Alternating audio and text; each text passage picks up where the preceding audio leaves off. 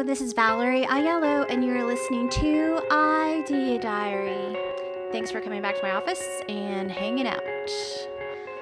So I was hoping to have a lot more things to say, and coming back from going every day to a hard stop, and I was really missing kind of doing the show. So I thought that I'd have a lot of things to talk about, but I'm finding that I'm still a little bit scatterbrained, and a lot of the things that I had learned, like with my microphone, editing, certain things, when I tried to do a new show yesterday, I was just kind of reminded of things that I had forgotten. I have so many ideas. It was hard to kind of decide what would I talk about immediately? Do I want to get back into certain topics, like individual kind of topics, like talking specifically about Medium or about Anchor or about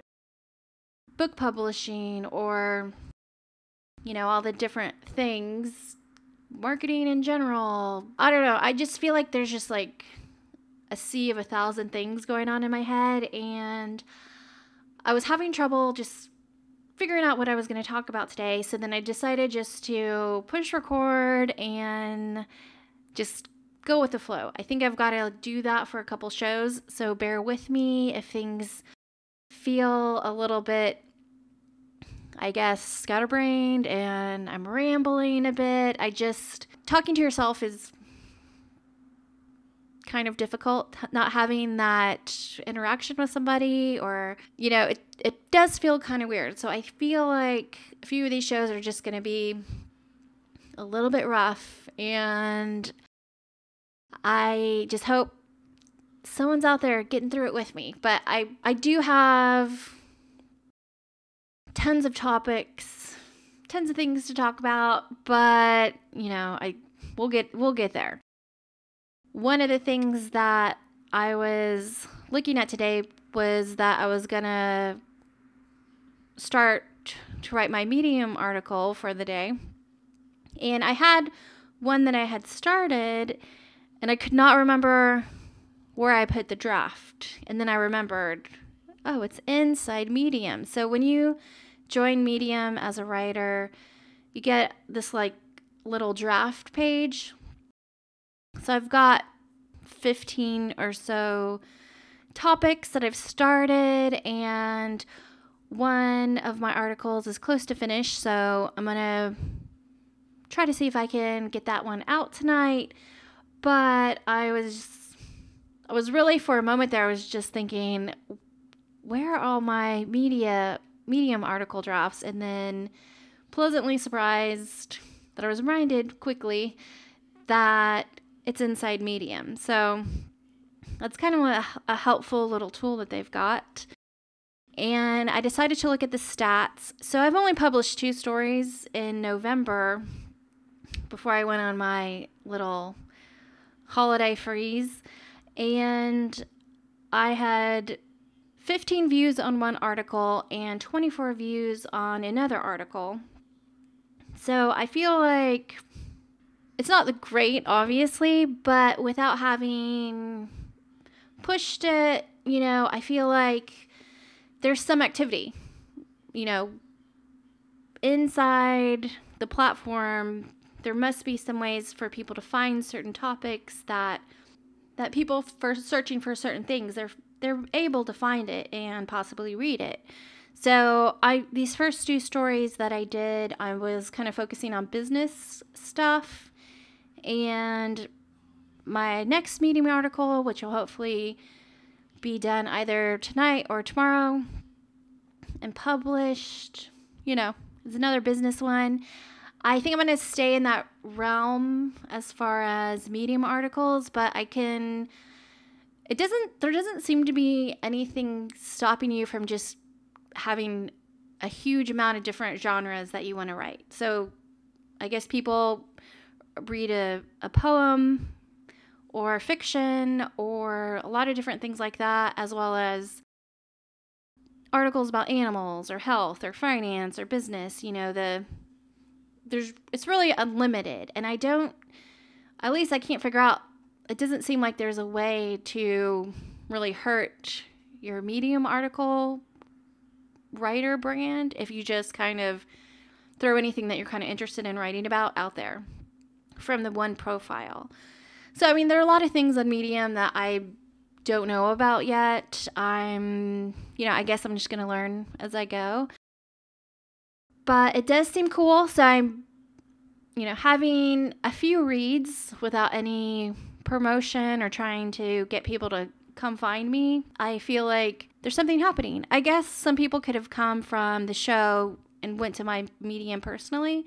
And if that happened, I guess you would consider that internet marketing to get people to a page. But I would be shocked if anyone took that extra step. But that could have definitely happened. Anyways, I feel good. I feel good about the Medium stuff. Like I said, writing is my weakest skill. So pushing myself to actually write every day. I don't know any of the normal tricks that good writers know about to make something interesting or make something easy to read. I'm trying to keep it simple. I have an issue with run-on sentences. I will make a sentence last for a year.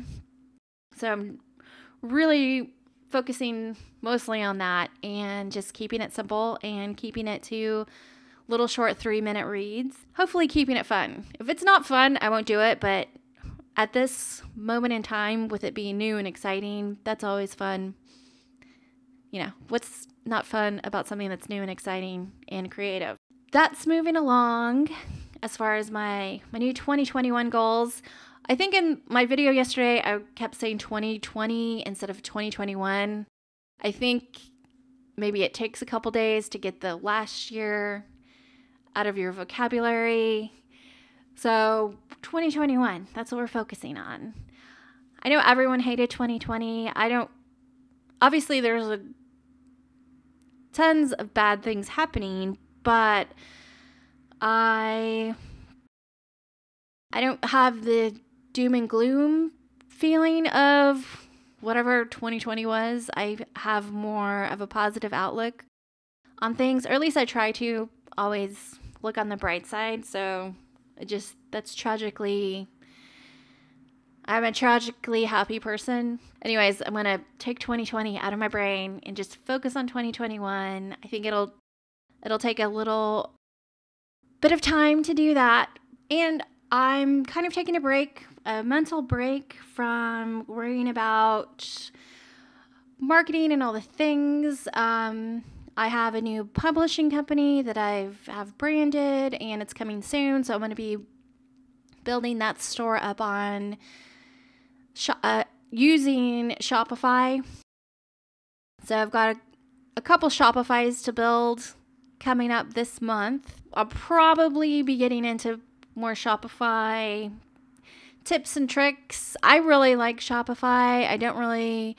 The price tag of Shopify, which is $30 a month, does not excite me, but I did notice the Shopify does pay for itself.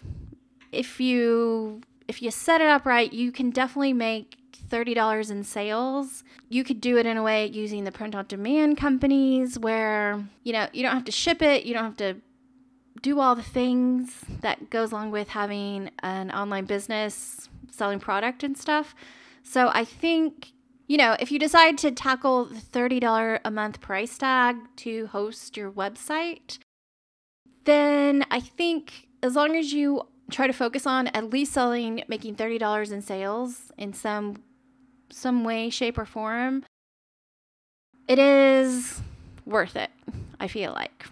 Whatever it is you could figure out to sell, you can hopefully find, one person to buy a $30 thing or 3 people to buy 3 $10 things. There's some way.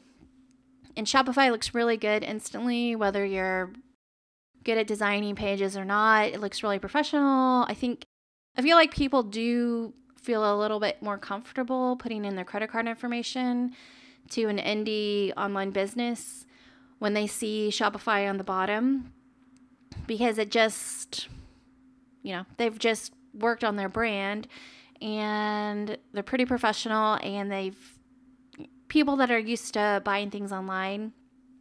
Not everyone knows what Shopify is, obviously, but it could be just a little booster of a help to get a total stranger to buy something off a totally random website. So I'll be working on some Shopify stuff, and that's coming down the pipeline. And yeah, I'm just feeling a little scatterbrained and working on some stuff, and my main focus is obviously getting to the daily show and doing a daily podcast and trying to make it valuable in some way. 2021, I am only focusing on making royalties by selling products. Mainly books are my go-to product right now, and the VR video games.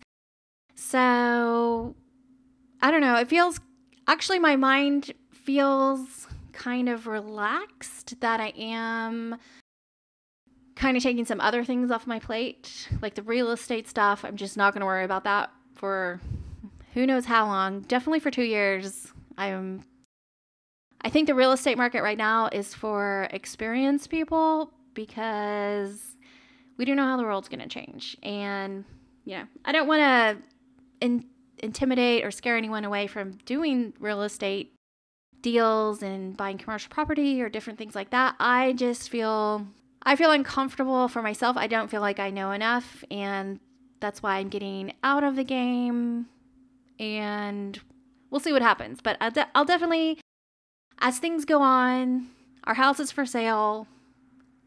At least one person that I know is interested in buying it, so we'll see if that actually happens. But if it doesn't, the right thing will happen, so I'm not worried about that. But I'm just going to move to the outskirts of the city, and hopefully, if I feel comfortable and feel like I can do it, I might vlog some of that. I have no idea, but I'm totally open to vlogging. I just don't know how interesting I could make something be on a vlog, but I do want to at least have like B-roll or something. But I'll definitely have a new space for the show at some point this year, if I'm lucky, which I usually am in some way, but I'm also not pushing I'm kind of letting life take me wherever it needs to take me at this moment, because I feel like if I want something super bad in one direction and that actually ends up being the wrong thing to want, I just want to be open to all possibilities. I'm really going with the flow 100%, which I've always really done, but the lessons of last year, I feel like going with the flow, and I guess I could say that's one of the biggest lessons that I learned is be available to have your ideas change. Definitely have some plan B's and C's and D's already in your back pocket. And I think overall just know things will work out. As long as you don't give up and you can still have some sort of optimism. There's so many YouTube channels of people in bad situations, and they're vlogging it, and they're kind of showing their process of getting out of it and all their ideas. Some people, selling everything and just van lifing it up. I think maybe even more than normal. I don't know how the van life people are doing it in quarantine, because that seems really hard. There's probably no place to actually stop and use the restroom if you need to, but I'm sure they're all making it work, and we'll see how it goes. But feeling optimistic. Maybe if you're out there listening, you can leave me a comment somewhere, somehow. With the podcasting thing, it's a little bit harder to interact with people because there's not really a comment section, say on Spotify or iTunes. Whereas if you are watching the podcast on YouTube, comment section is right there. So we'll see how it goes. I do have a Twitter page, but I usually just put up cool free movies that I watch on YouTube that I want to remember. So my Twitter is kind of my little TV guide for classic movies that I find on YouTube. That's there. But I'm not in the habit of checking my Twitter very often. But, maybe I'll get back into that since I'm kind of dumping Instagram and Facebook. I don't know. I'm still trying to figure out how to navigate, the whole communication things with you guys, and we'll see how it goes. I'm working on it. Anyways, I guess that's the end of the show. I still don't know how to end the show, but I almost do. So I'll just see you later.